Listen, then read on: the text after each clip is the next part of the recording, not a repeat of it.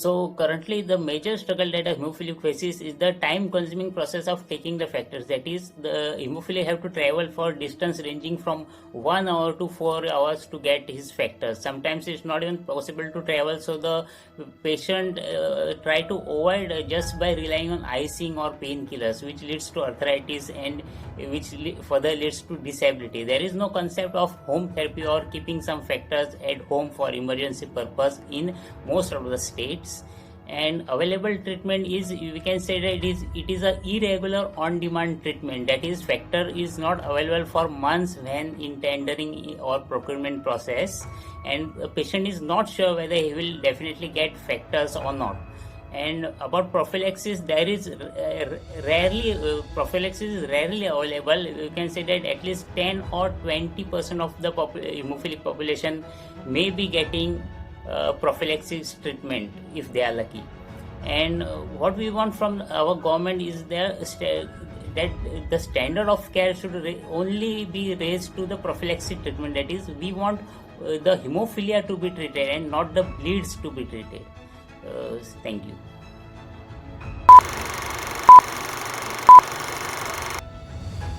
Hello, my name is Brian Mahony, Chief Executive of the Irish Hemophilia Society and former President of the World Federation of Hemophilia and of the European Hemophilia Consortium.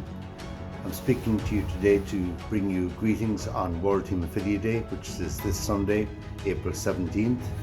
I'm currently in Donegal in the northwest of Ireland, enjoying a nice Easter break, having travelled here from the capital of Ireland, Dublin.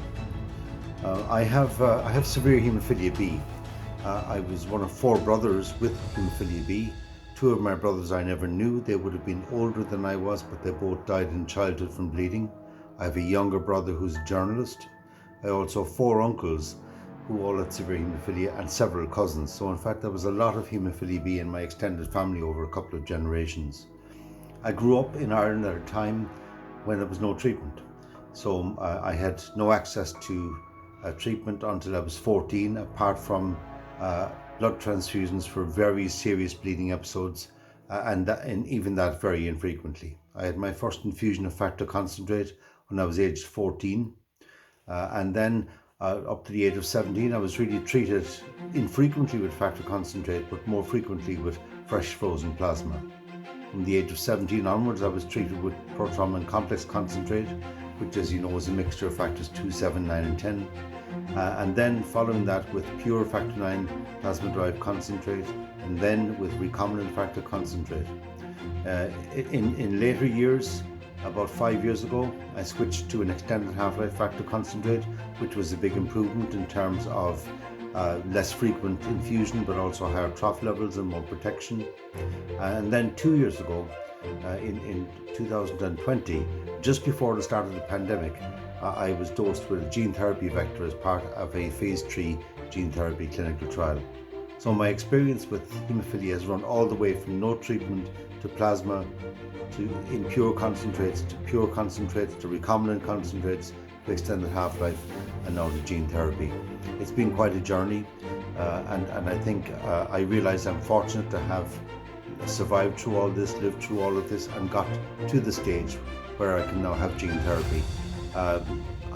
Some of the reasons I took gene therapy, well, first of all, I wanted to have freedom from prophylaxis, freedom from having to take regular intravenous injections, ideally a decent factor level expression for a lengthy period of time.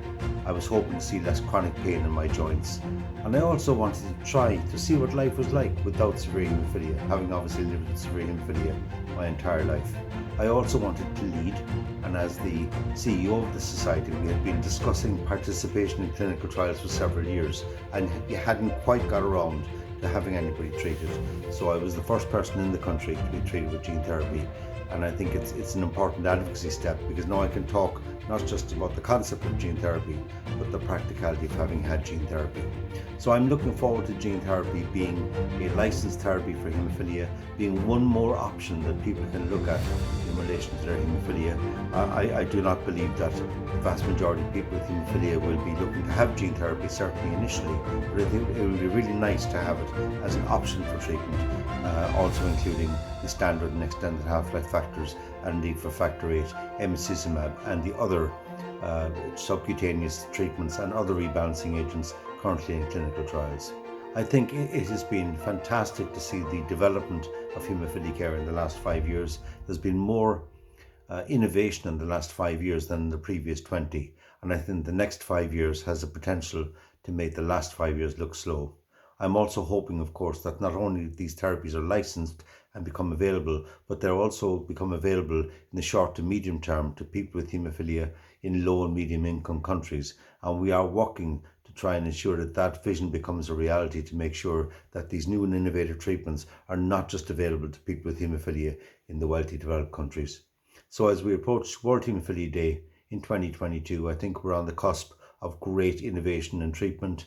We're living in a very exciting time to have haemophilia, a time when a child born now with haemophilia in a country where there's access to treatment will have a normal quality of life and a normal lifespan. And I send you warm greetings on this day. Thank you very much.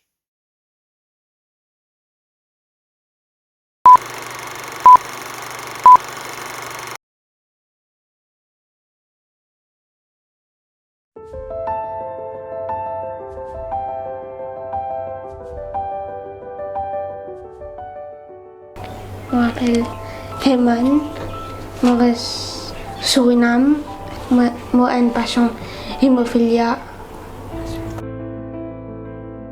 Heman, il y a une passion Hemophilia jusqu'à l'âge d'1 an. Il suit le traitement à l'hôpital Rosebell. Mais au commencement, c'était bien difficile pour nous pour aller venir à l'hôpital. Je peux écouter beaucoup de temps et j'ai besoin par travail. Amener à l'hôpital et je peux gagner beaucoup de saignements, de bleed, je peux rester à l'hôpital pendant beaucoup de jours. Depuis que j'ai home thérapie, c'est extra facile pour nous, comment dire, nous moins le temps.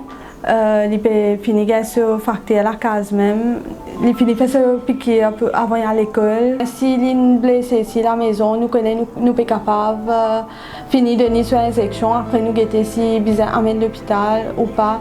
Nous déjà connaissons qui nous peut faire quand on fait la ligne blessée.